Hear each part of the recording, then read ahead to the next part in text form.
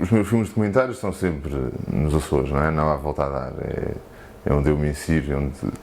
Eu acho que o meu fascínio com o Pico vem um bocadinho da infância, porque eu ia para lá, a minha mãe é do Pico, os meus avós são das Ribeiras, eu ia para lá desde pequenino e eu sempre tive um fascínio qualquer pelos meus avós maternos e acompanhava-os naquela coisa de eles irem buscar bananas.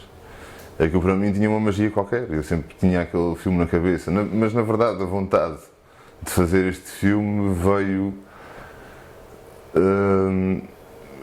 de uma situação que estava na escola de cinema e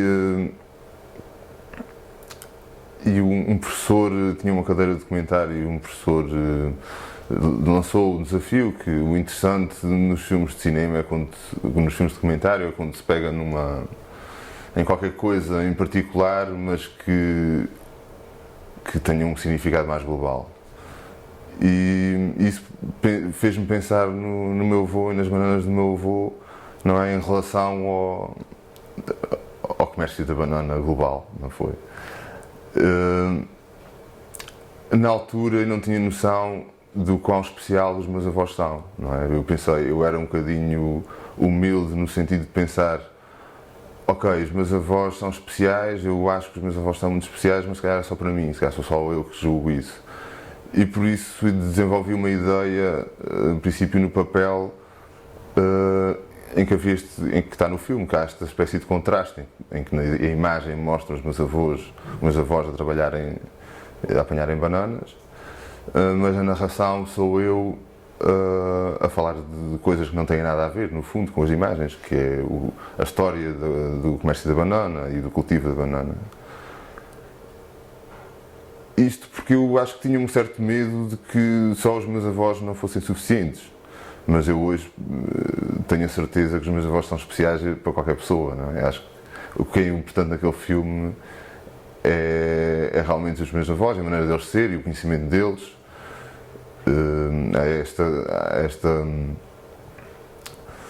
Esta relação com as gerações, com a diferença entre as gerações, o que é que mudou e o que é que não mudou, que também está muito presente no meu novo filme sobre os baleeiros, em que a minha narração nesse filme da banana só ajuda, se calhar, a tornar ainda mais particular o que nós estamos a ver, não é? É um jogo de contraste, acho eu. Acho que a Banana do Pico é uma espécie de prólogo para o meu filme sobre os baleeiros, porque uma vez um ator, amigo meu da escola de cinema, viu a Banana do Pico e foi um dos comentários que eu mais gostei de ouvir, que foi, ele disse-me, epá, eu estava a ver este filme e estava-me sempre a lembrar dos meus avós. Eu acho que o filme é isso, eu acho que o filme é uma homenagem a todos os avós, acho que é uma coisa que tem a ver com valorizar o conhecimento dos nossos antepassados.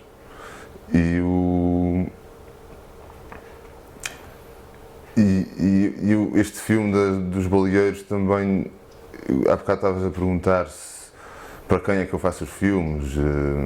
Eu acho que faço os filmes em primeiro lugar para as pessoas da minha terra, não é? Para as pessoas dos Açores em geral, porque eu tenho essa preocupação que as próximas gerações ou as crianças de hoje não vão ter a oportunidade de ouvir estas histórias, porque a baleação já acabou, estas pessoas não vão durar para sempre. E sim, não interessa fazer um filme informativo e explicar tudo muito direitinho. Os meus filmes são qualquer coisa, acho eu, mais inatingível, é mais à procura de emoções e de haver realmente uma ligação forte com quem está a ver, não é? O meu filme sobre baleeiros não é um documentário de informação, não te pretende explicar como é que se caçavam umas baleias, como é que era a técnica, como é que não era. São histórias na primeira pessoa. Quando os baleeiros falam comigo, estão a contar. O meu avô também entra no filme, não é? Estão a contar histórias como se estivessem a contar histórias aos seus netos. Eles lembram-se, são homens de 80 anos e mais velhos, alguns, que lembram-se daquelas histórias e não se lembram de outras, por alguma razão é. comecei a preencher o meu imaginário com livros e com tudo o que eu encontrava sobre a baleação açoriana. E aí a minha principal influência é o escritor do Pico, Dias de Mel, que eu acho que é fascinante tudo o que ele escreve. Eu destaco 3 livros que ele escreveu, que a crítica chama-lhe uma trilogia, não sei bem porquê, mas eles lá sabem. Mas são 3 livros fantásticos, que é o Pedras Negras, O Mar pela Proa e O Mar Rubro. E que são 3 livros sobre em que a baleação é o alicerce dos 3, não é? E eu acho que o Dias de Mel é um grande escritor português, entre os melhores. O meu processo de filmar foi um bocadinho como o Dias de Mel ensinou, porque ele fez um livro em 3 volumes que se chama Memórias de Agentes, em que o que é que ele fez? No ano 1980 ele pegou num gravador de cassetes de som e foi à volta do Pico só gravar histórias de pessoas. E ele fez uma seleção dessas histórias e passou para um livro. E esse foi um dos primeiros livros que eu comecei a ler para preencher o meu imaginário de baleias e baleeiros. E depois li outros a história da baleação açoriana também está recheada de estrangeiros, principalmente no século XX, na segunda metade do século XX, principalmente, ou ali, começar nos anos 40, pessoas como o Robert Clark, que era um cientista, e que, espera aí, estes gajos nos Açores ainda caçam baleias como os americanos caçavam há 200 anos, bora lá ver o que é que está a passar. E eles vinham e escreviam livros, outros fizeram filmes, e eu procurei isso tudo e bebi disso tudo um pouco. Outra influência brutal, não é, e espetacular para toda a gente, acho que é o Moby Dick, do Herman Melville, que tem algumas referências aos Açores e que é uma obra fantástica e que nos lembra que tudo começou com a baleação americana. Foram os baleeiros americanos que vieram buscar os açorianos para ir para aquela vida, e mais tarde esses que andaram pelos mares todos do mundo a caçar baleias voltaram aos Açores e implementaram aqui a baleação costeira, basicamente com as mesmas técnicas americanas. Sim, uma das premissas do filme era não usar imagens de arquivo, não é? Porque isso já foi feito, não é? Para mim foram os filmes que são importantes e que foram feitos na altura em que se caçavam cá baleias.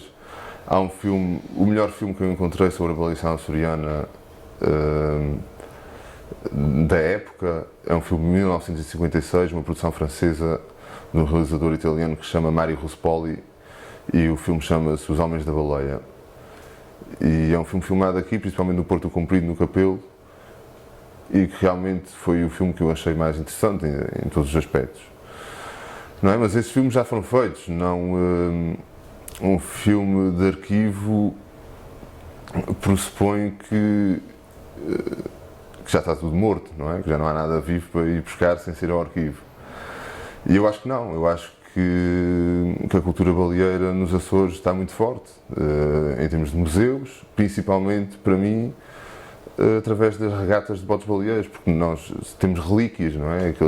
É difícil ir pelo mundo fora e encontrar embarcações tão antigas ainda a navegar, não é? Ou reconstruídas, ou sem ser reconstruídas, mas é um privilégio e não há em mais nenhum sítio do mundo regatas de botes baleeiros, não é? É só aqui nos Açores. E depois, o que foi sempre mais importante para mim foi ouvir, porque estas pessoas de 80 anos e para cima, o meu avô tem 88 anos, e ele ainda se lembra da introdução da tecnologia na pesca à baleia, porque ele, quando começou, não é porque na altura dele não houvesse rádios e não houvesse lanchas a motor, já haviam, não haviam, eram nos Açores. E ele lembra-se da primeira lancha a motor, ele lembra-se do primeiro rádio que houve dentro da lancha a motor. Portanto, são coisas que para nós parece que foram há 200 anos, mas não foram. Foram nos anos 30, nos anos 40 do século XX. Essa cultura ainda vive, principalmente através deles, apesar de eu às vezes sentir que as pessoas já não ouvem os avós como ouviam antigamente. E é por isso que eu filme, não é? Para, ok, olha, está aqui isto, estão aqui estes senhores, ouçam estas histórias, porque eu acho que é interessante, acho que tem valor, acho que é enriquecedor. E por outro lado, ok, estes senhores vão desaparecer, mas já sempre qualquer coisa vai continuar, já não é a mesma coisa, já não mexem nos botes da mesma maneira, já não caçam baleias, os velhos resmungam porque dizem, isso no meu tempo é que era, esses rapazes jovens não sabem andar nesses botes, mas os botes estão lá e as pessoas andam neles e há competitividade e há uma cultura que continua.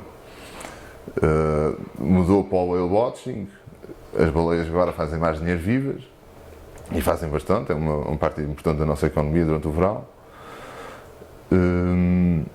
Houve, na altura da transição, não é, no princípio dos anos 90, houve muitos vigias da baleação que foram reciclados para vigias do whale watching. As vigias enquanto edifícios, não é, continuam a ser usadas para o whale watching. É uma cultura que eu acho que está viva, não é? E eu quis filmar esse aspecto vivo da cultura baleeira nos Açores.